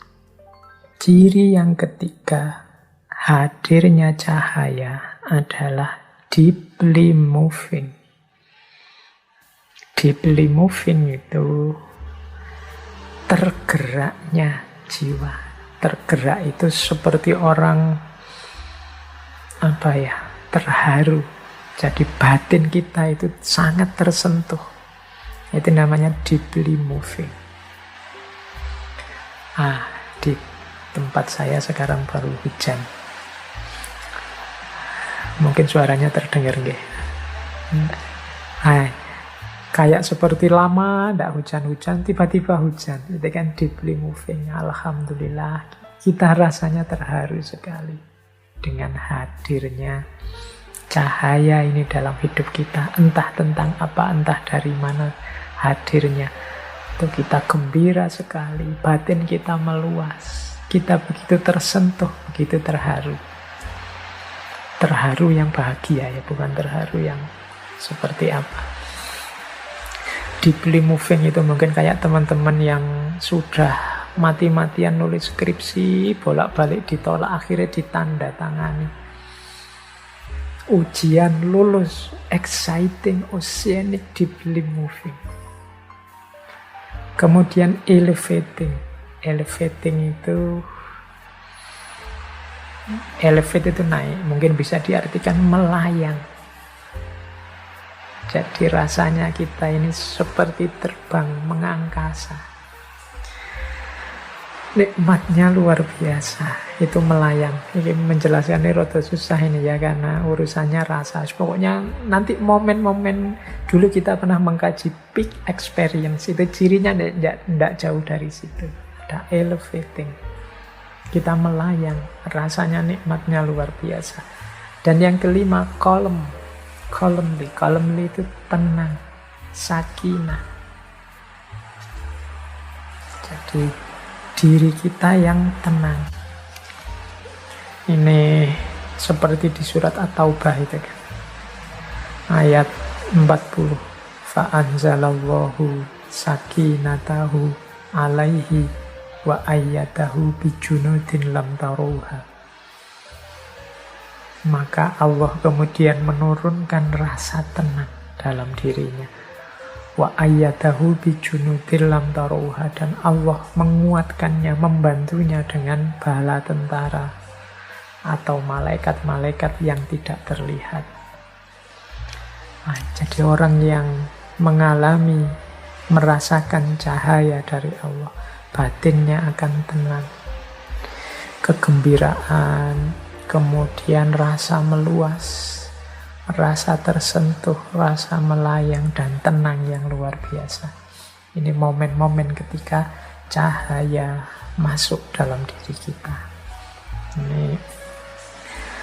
Ini detailnya bisa kita lihat ulang ketika dulu kita membahas tentang peak experience.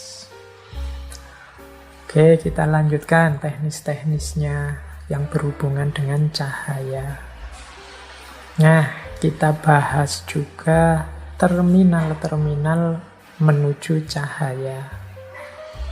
Jadi untuk menuju cahaya ini kalau dalam dunia tasawuf dikenal makomat-makomat. Ini juga sering kita bahas. Secara umum ada beberapa terminal untuk kita menuju cahaya. Yang pertama adalah kesadaran. Atau dalam banyak terminologi para sufi, kesadaran di awal ini sering disebut dengan istilah taubat. Jadi kita itu kan masih banyak hijab-hijabnya. Tadi saya sebut ada dosa, ada keterikatan, dan lain sebagainya. Mari membangun kesadaran bahwa ada banyak kesalahan yang sudah kita lakukan, ada banyak salah jalan yang sudah kita tempuh. Maka mari kita insafi, mari kita bertaubat. Nah, ini level paling dasar, kesadaran. Kalau ndak ada taubat, ndak ada kesadaran ini, yang kotor tetap kotor, yang keruh tetap keruh. Naik satu level kalau sudah bertaubat, sadar segala kekurangan, segala kekotoran. Tahap selanjutnya adalah pembersihan. Pembersihan ini tazkiyah. Jadi mari kita bersihkan diri kita. Karena selama ini kita banyak kekotoran, ayo dibersihkan dulu. Kalau dalam istilah tasawuf ada istilah takholli, membersihkan diri. Kalau tidak dibersihkan, nanti kita melakukan yang baik-baik, jangan-jangan keliru, jangan-jangan salah. Batin kita sedang gelap. Kita nganggapnya baik, ternyata keliru, ternyata salah. Salah memakainya, salah menempatkannya, salah ruang dan waktunya, salah dalilnya, bisa macam-macam. Karena diri kita masih belum bersih. Maka perlu kita membersihkan dulu yang kotor-kotor, yang dosa-dosa kita tobati, kita berjanji, tidak kita ulangi lagi. Kalau masih ada hasud, masih ada dengki, masih ada iri, masih ada kesombongan, ayo dihapus semua. Ini makom selanjutnya. Kalau sudah tazkiyah, sudah takholli, baru kita tahalli, pendekatan kepada Allah. Namanya muqarabah. Ayo mendekat pada Allah dengan amal baik, dengan keimanan, dengan amal soleh. Ini terminal yang ketiga. Jadi kesadaran, pembersihan, kemudian pendekatan. Kita mendekat ke Allah untuk menyambut cahaya darinya. Kalau kesadaran sudah sukses, pembersihan juga sukses, pendekatan kita sudah intensif, insya Allah akan hadir pencerahan dari Allah. Itulah yang kita kenal sebagai isyraq. Jadi isyraq itu cahaya yang diberikan oleh Allah. Inilah yang kita terjemahkan sebagai pencerahan.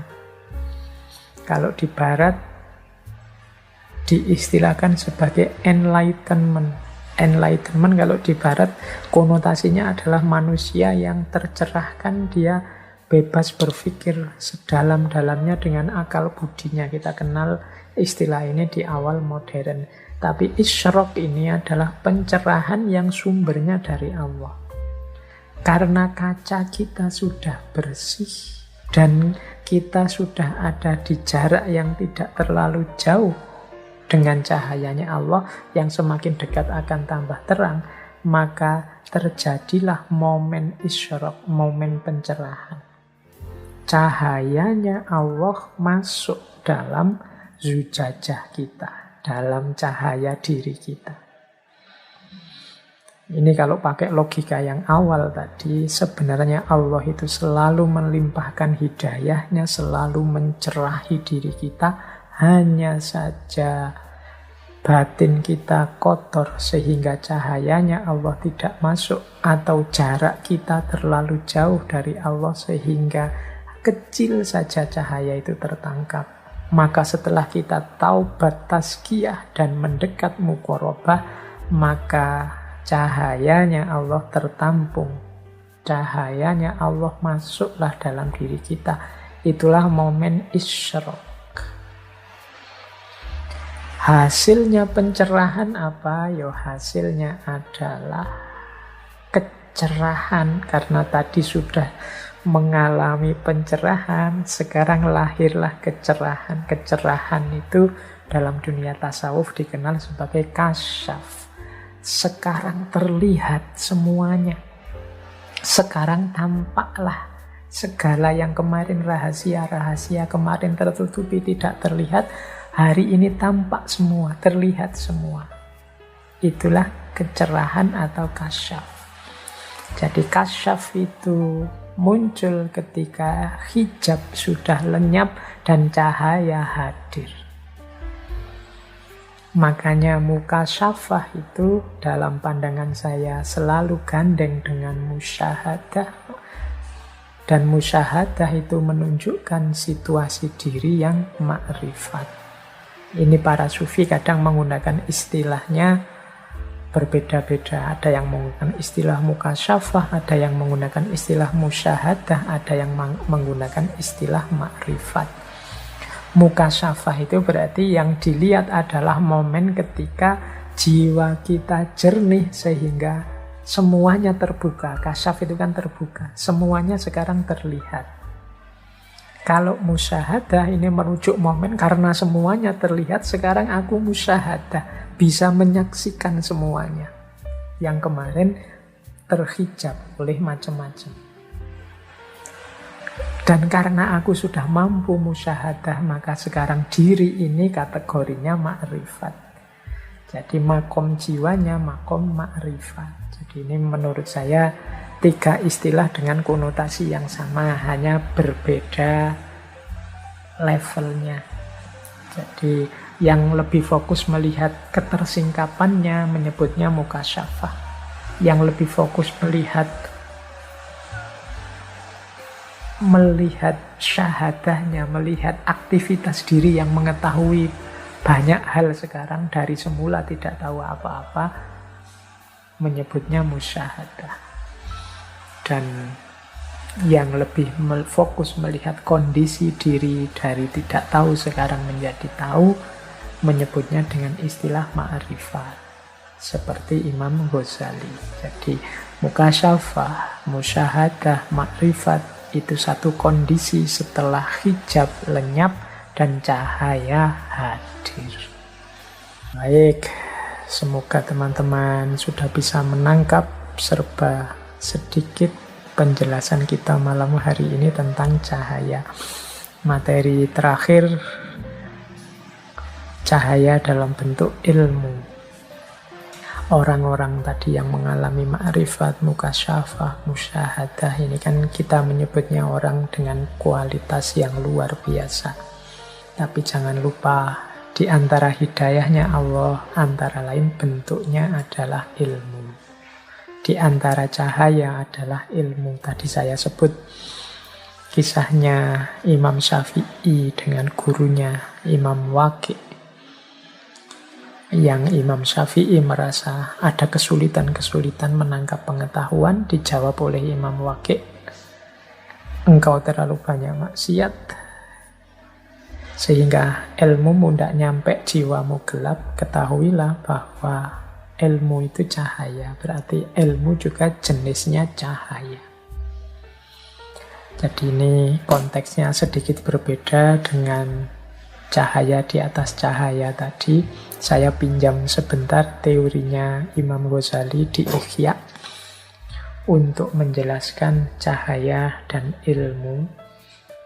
Menurut Imam Ghazali, ilmu itu ya cahaya, cuma jangan lupa cahaya ilmu itu ada kalanya menerangi diri sendiri saja, ada kalanya menerangi orang lain saja, ada kalanya, dan ini yang ideal, menerangi diri sendiri dan orang lain. Jadi teman-teman ini kan hakikatnya sedikit-sedikit sudah mengalami cahaya, paling tidak cahaya ilmu. Jangan lupa ada 3 kategori tadi. Cahaya ilmu itu ada kalanya menerangi diri sendiri saja. Maksudnya apa? Orang yang punya ilmu, ilmuwannya sangat berkualitas. Dia manusia yang utama, tapi manfaatnya untuk sekeliling kurang. Jadi dia terang tapi dalam dirinya sendiri saja. Dia manusia unggul yang luar biasa, tapi dalam dirinya sendiri saja.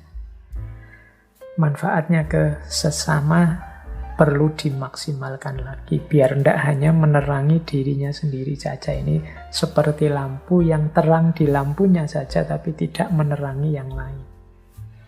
Ini juga kurang. Ada lagi yang sebaliknya, bercahaya menerangi yang lain saja, dirinya sendiri tidak. Ini seperti mungkin orang-orang yang sukanya menasehati orang, ilmunya tinggi untuk nuntun orang, untuk menerangi orang lain, tapi dirinya sendiri tidak menjalani. Orang lain jadi baik, jadi berkualitas, jadi semakin dekat dengan Allah karena dirinya, tapi dia sendiri karena tidak menjalani, ya kualitas hidupnya tidak naik-naik. Nah, ini orang level 2. Ini mungkin untuk teman-teman yang kebetulan jadi ustadz, kebetulan punya momen untuk khutbah, untuk ceramah, untuk nuntun masyarakat di level apapun. Hati-hati jangan jadi yang kedua. Ini ibaratnya seperti lilin. Dia menerangi sekelilingnya, tapi dia sendiri leleh dan hancur. Jadi menerangi yang lain saja, tapi tidak menerangi dirinya sendiri. Ada yang dirinya sendiri saja tidak ingin berbagi, jadi dia sangat berkualitas tapi sekelilingnya tidak. Kalau bisa ya yang nomor 3, kita ini sedikit-sedikit punya ilmu, ya kita jalankan untuk meningkatkan kualitas hidup kita, sekaligus juga kita terangi yang lain yang di sekeliling kita. Dari situlah nanti ilmu akan memberikan manfaat dalam hidup kita dan juga hidupnya orang lain. Ini nanti akan membantu kita dalam perjalanan kita menuju Allah, membersihkan jiwa kita sehingga terang dan menangkap cahayanya Allah. Oke, terakhir teman-teman, ini ada hubungannya juga dengan cahaya. Tiba-tiba saya teringat dengan Nabi Yunus. Nabi Yunus ini salah seorang nabi yang nanti di salah satu momen dakwah beliau pada umatnya mengalami 3 kegelapan sekaligus. Teman-teman mungkin masih ingat ya kisahnya Nabi Yunus yang ditelan oleh ikan paus. Ceritanya begitu. Sengaja saya angkat bagian terakhir ini dengan kisahnya Nabi Yunus karena saya melihat hari ini kita banyak berkubang dalam kegelapan-kegelapan. Kegelapan pandemi, mungkin kegelapan situasi global, kegelapan ekonomi, kegelapan politik, kegelapan macam-macam. Banyak sekali kegelapan-kegelapan. Cirinya orang dalam kegelapan itu sederhana, dia bingung. Jadi mana yang benar, mana yang salah, mana yang warna hijau, mana yang warna kuning, dia tidak bisa menentukan. Itu biasanya orang yang hidup dalam kegelapan. Kalau teman-teman banyak merasakan itu akhir-akhir ini, entah dalam bidang apa, mari kita lebih dekat lagi ke Allah. Seperti Nabi Yunus. Nabi Yunus itu mengalami momen ditelan oleh ikan paus, sehingga mengalami 3 kegelapan sekaligus. Kegelapan dalam perut ikan, kegelapan di dasar lautan, dan kegelapan di malam hari. Karena beliau ini kabarnya ditelan pada waktu malam hari. Dan dalam kegelapan itulah Nabi Yunus memperbanyak mendekat ke Allah dengan mengucapkan lafal La ilaha illa anta subhanaka inni kuntu minadz zalimin.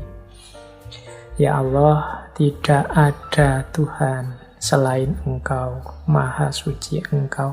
Sesungguhnya aku ini termasuk orang-orang yang zalim. Jadi dalam kalimat ini ada kepasrahan total kepada Allah, sekaligus pengakuan bahwa akulah yang banyak melakukan kezaliman selama ini, akulah yang banyak melakukan kesalahan selama ini, aku ini hamba-Mu yang banyak melakukan kekeliruan. Nah, dalam kebingungan-kebingungan kita, mari kita perbanyak kalimat dari Nabi Yunus ini plus kesadarannya. Jadi kita sadari bahwa mungkin segala kebingungan, segala kegelapan hari ini itu antara lain karena andilku sendiri dengan kezaliman-kezaliman di levelku. Maka aku bertobat dan aku pasrah sepenuhnya kepada Allah. La ilaha illa anta subhanaka inni kuntu minadz zalimin. Baik, saya kira itu teman-teman sesi kita malam hari ini. Kurang lebihnya mohon maaf, silahkan dicari sisi-sisi yang relevan untuk hidup teman-teman semua dari sesi malam hari ini. Kurang lebihnya mohon maaf. Wallahul muwaffiq, wallahu a'lam bissawab. Wassalamualaikum warahmatullahi wabarakatuh.